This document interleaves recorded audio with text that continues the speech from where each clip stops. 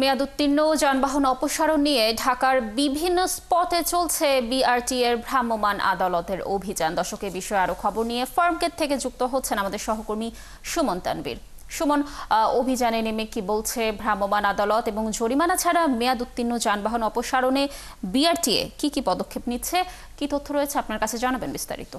লাবণী, এই পদক্ষেপের বিষয়টি নিয়ে কিন্তু কিছুক্ষণ আগে নবনিযুক্ত যিনি চেয়ারম্যান তার সাথে কথা হচ্ছিল, কারণ আমরা দেখেছি বিগত সরকারের আমলে এই যে ধরনের অভিযানে আজকে তারা নেমেছেন, তারা বলছেন যে সারা বাংলাদেশে তারা অভিযান চালাচ্ছেন। এই ধরনের অভিযান আমরা নিয়মিত আসলে কাভারেজ দিয়ে অভ্যস্ত, এবং যে ফিটনেসবিহীন গাড়ির বিরুদ্ধে আজকে অভিযান চালানো হচ্ছে, আমি যদি আপনাকে বলি সেই ফিটনেসবিহীন গাড়ির সংখ্যা গত 10 বছর ধরে আমরা যে সংখ্যাটি শুনে আসছি, প্রায় 75,000 ফিটনেসবিহীন গাড়ি সারা বাংলাদেশে রয়েছে, এবং সেটি রাজধানী শহরে 5,000-এর ওপরে, এবং এই সংখ্যাটির কিন্তু কোনো হেরফের হচ্ছে না। অর্থাৎ যত অভিযানই আমরা দেখছি, দিন শেষে আসলে সংখ্যাটি সংখ্যাই থেকে যাচ্ছে। তো সেই জায়গা থেকে চেয়ারম্যানের কাছে আসলে প্রশ্নটি ছিল, এই ধরনের অভিযানের আসলে আউটপুট কি, এই ধরনের অভিযান করেই আসলে লাভটি কি হয়? আপনি দেখছেন যে বিআরটি এর যে গাড়িগুলো আসলে অভিযানে দাঁড় করানো হয়েছে, আপনি আশ্চর্য হবেন শুনে যে এই বিআরটি এর এই গাড়িগুলোতে যারা চালায় ড্রাইভাররা, তাদের কারো কাছে কোনো কাগজপত্র কোনো সময় থাকে না, এবং তারা কিন্তু বেশ ভালোভাবেই বলছেন যে তাদের যে কর্তৃপক্ষ আছে তারা তাদের কখনো কাগজপত্র দেন না। এ বিষয়ে আসলে তাদের যে কর্তৃপক্ষ আছে তাদের সঙ্গে তারা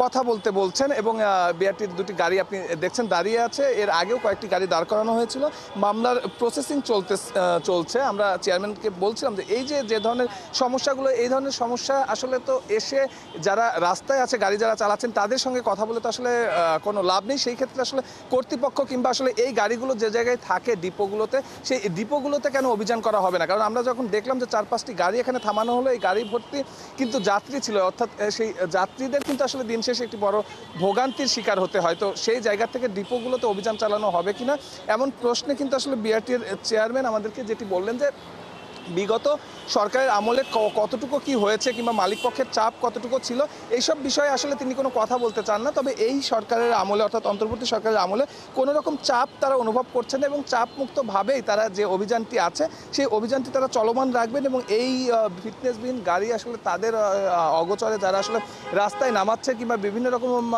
কালার করে কিংবা বিভিন্ন রকম প্রলেপ দিয়ে, টাকা পয়সা দিয়ে যারা রাস্তায় চালানোর চেষ্টা করছেন, তাদেরকে তারা চিহ্নিত করবেন, এবং তারা এই অভিযানটি কিন্তু তাদের জায়গা থেকে তারা বলছেন যে তারা অব্যাহত রাখবেন। এই অব্যাহত আসলে কতদিন রাখবে এবং দিন শেষে আসলে ফলাফল কতটুকু আসবে, সেই বিষয়টি আসলে আমরা জানি, আমরা এখনও পরিষ্কার করে বলতে পারবো না। আমরা একটু যিনি নির্বাহী ম্যাজিস্ট্রেট আছেন তার সঙ্গে একটু কথা বলবো।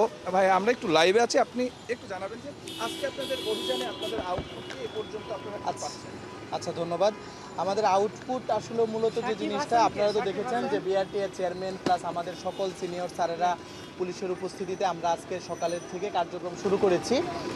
আমাদের মূল উদ্দেশ্য হলো 25 বছরের ঊর্ধ্বে যে গাড়িগুলো আছে, যেগুলোর আসলে ফিটনেস নাই এবং হলো মেয়াদ শেষ, ওইগুলোকে আমাদের হলোকে ডাম্পিং করা, এবং হলোকে এই ডাম্পিং করার মাধ্যমে হলোকে সড়কে শৃঙ্খলা ফিরিয়ে আনা। তো আমাদের এখন পর্যন্ত আপনার 2টা বাসকে অলরেডি আমরা বিআরটিসির বাস, আমরা সরকারি বাসও এই শাস্তির আওতায় আসবে। আমরা অলরেডি 2টা বাসকে অলরেডি 10,000 টাকা জরিমানা করেছি। আর আমাদের প্রথম দিন যেহেতু আজকে অভিযানের, আমাদের আজকের মূল উদ্দেশ্য হলো সচেতনতাটা তৈরি করা। সচেতনতার কথা যদি বলেন, আমরা এই ধরনের অভিযানে বিআরটি এর সবসময়ই থাকি, কিন্তু ফিটনেসবিহীন গাড়ির সংখ্যা আসলে কমে না, সংখ্যাটা সেম থাকে। ভিন্ন কি আপনাদের আজকে? আমাদের আগের অভিযানটা এই 25 বছরের ঊর্ধ্বে যে গাড়িগুলোকে ধরা, এটা এই শুরু হচ্ছে। আর একটা হলো যে আমরা কিন্তু প্রতিনিয়তই আপনার ফিটনেসবিহীন এবং রেজিস্ট্রেশনবিহীন গাড়িগুলোকে আমরা ধরে থাকি, এবং জরিমানা করা, ডাম্পিং করা। হ্যাঁ, আপনার কথাটা ঠিক আছে, কারণ আসলে যানবাহনের সংখ্যাও তো অনেক। তো তারপরেও আমি মনে করি যে আমি যেমন ধরেন যে কয়েকদিন ধরে মোবাইল কোড করতেছে, আমার মনে হচ্ছে যে সংখ্যাটা কমতেছে, হয়তো একটু সময় লাগবে, বাট আমরা আশাবাদী। আচ্ছা, আপনি শুনছিলেন আসলে বিআরটির যারা আছেন কিংবা চেয়ারম্যান, যিনি নতুন চেয়ারম্যান আসছিলেন, তিনিও আমাদেরকে বলছিলেন যে তিনি আশাবাদী যে বিগত সময় কি হয়েছে সে বিষয়ে তিনি গুরুত্ব দিতে চান না। বর্তমান সময়ে এসে তিনি নতুনভাবে দায়িত্ব নিয়েছেন, এবং যে ফিটনেসবিহীন গাড়ি আছে সড়কের দুর্ঘটনা এড়াতে, সেই ফিটনেসবিহীন গাড়ি একটিও তিনি সড়কে রাখবেন না। তো আসলে ফার্মগেট থেকে বিআরটি এর অভিযান নিয়ে আমার কাছে সর্বশেষ। সুমন, ধন্যবাদ আমাদের সাথে যুক্ত থাকার জন্য। দর্শক, যেমনটি বলছিলাম, মেয়াদ উত্তীর্ণ যানবাহন অপসারণ নিয়ে ঢাকার বিভিন্ন স্পটে বিআরটি এর অভিযান চলছে। এ বিষয়ে সর্বশেষ তথ্য জানাচ্ছিলেন আমাদের সহকর্মী সুমন তানবীর।